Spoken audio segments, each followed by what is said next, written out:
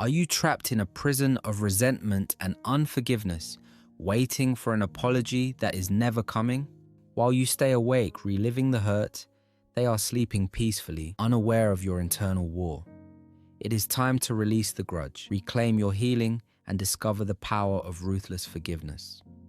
One of the most overlooked lessons from Jesus is what he did when he hung on the cross, still bleeding. He looked at the people driving the nails and said, "Father, forgive them, for they know not what they do." He did not wait for their apology or a request for mercy. He released the debt while the offense was still happening. But there is a reason most people know this story and still cannot do it.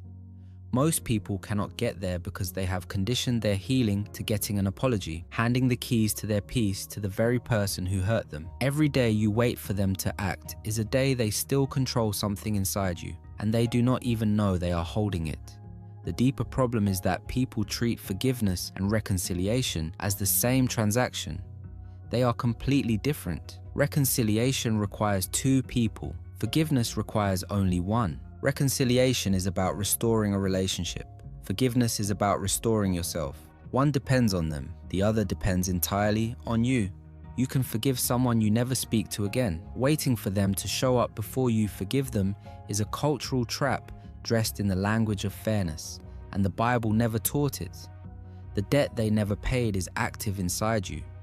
Hebrews 12:15 warns that if you allow bitterness to take root inside you, it will spread and affect every part of your life and eventually the people around you. The person who owes you has moved on. You are the one paying interest on a debt that was never yours to carry. Joseph understood that better than anyone. You may be sitting with a wound right now that has no closure, no acknowledgement, and no apology in sight. Joseph sat in that exact place for years. His brothers sold him into slavery at 17. They lied to their father about it for years. Here is the detail most people miss. Joseph had already forgiven his brothers long before Genesis 50. By the time they stand in front of him, afraid and expecting punishment, they are walking into a decision he had already made without them. He does not list what they owe him. He weeps. Then he speaks. "You intended to harm me, but God intended it for good." That is a man who processed the pain all the way through and settled it in private before they ever arrived. The apology never came, yet he still forgave them. Joseph and Christ show the same pattern. They never waited for an apology, and neither do you have to. But knowing that and actually doing it are two completely different things. If you have been waiting for an apology that never came, type "forgiving" in the comments right now. Most people confuse forgiveness with approving what happened. It does not mean that. Forgiveness is a decision about who carries the weight going forward. You can fully believe what they did was wrong and still choose to release them. Both can be true at the same time. A judge can release a prisoner and still believe the crime was real. Your body also holds the wound longer than your mind does. You can make a sincere decision to forgive on Monday and wake up furious on Friday. That is not failure. That is how deep wounds work. Your body does not know the difference between a memory and a present threat. When their name comes up unexpectedly, your chest tightens. When a certain song plays or you drive past a certain place, the whole thing comes flooding back as sharp as the day it happened. That is not a sign that your forgiveness was insincere. That is a body that learned to protect you and has not yet received the news that you made a different decision. The decision and the healing are two separate things moving at two separate speeds. Some wounds never had a closure moment. No confrontation, no confession, no conversation where the weight got shared.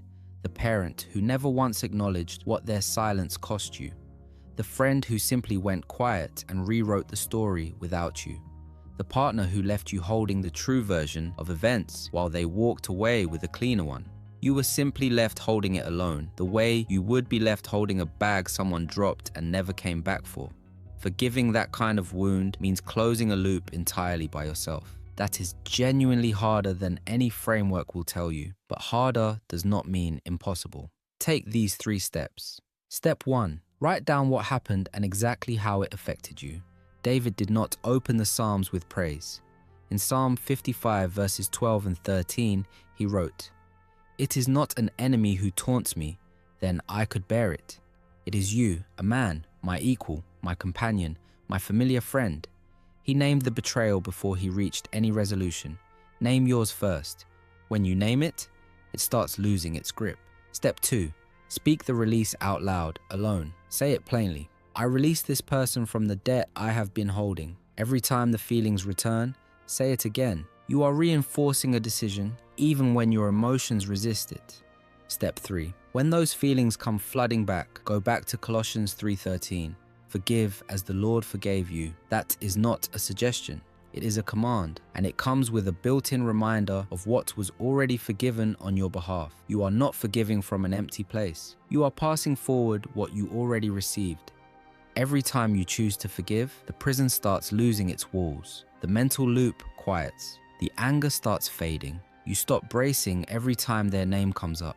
The weight you carried so long you stopped noticing it begins to lift, and you realize how much of your energy it was eating.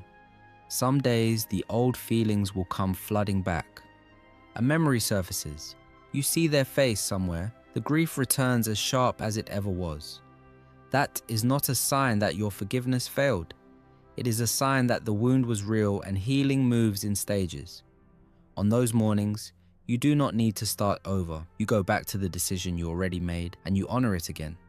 Maybe that looks like saying the release out loud one more time.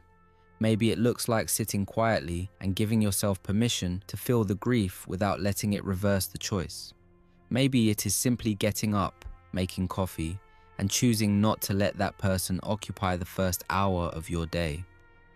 Lamentations 3:22 says, "The steadfast love of the Lord never ceases. His mercies never come to an end. They are new every morning." You do not have to have this fully resolved by tomorrow. You take it one morning at a time, and every morning His mercy is already there waiting before you even open your eyes. Forgiving someone who never apologized is the hardest version of forgiveness.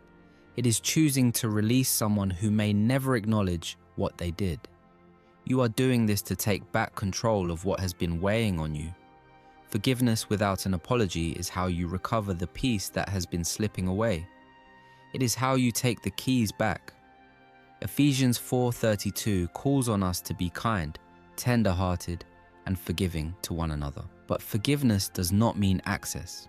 You can release someone and still change the place they have in your life. Some relationships can be rebuilt. Others cannot be trusted in the same way again. Forgiveness deals with what happened. Boundaries decide what happens next. If this connected with you, share it with someone who needs it. You do not have to wait on those who hurt you to be free. Choose forgiveness today. Reclaim your peace and freedom. Subscribe for more biblical truth.